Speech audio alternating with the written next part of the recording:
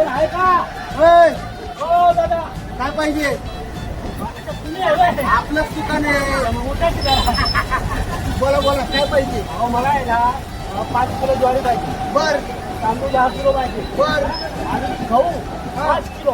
हा असं म्हणून मला सगळं पाहिजे. बरोबर किती किती होते मला सांगा ते. बघा, 1650 रुपये होती. 1650.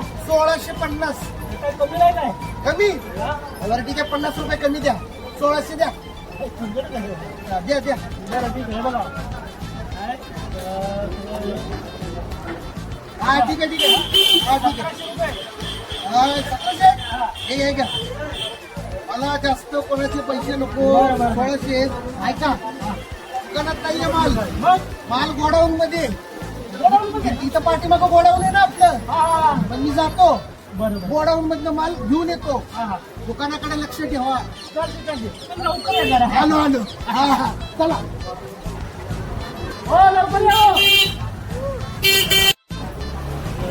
हा आलो. हा कुठं?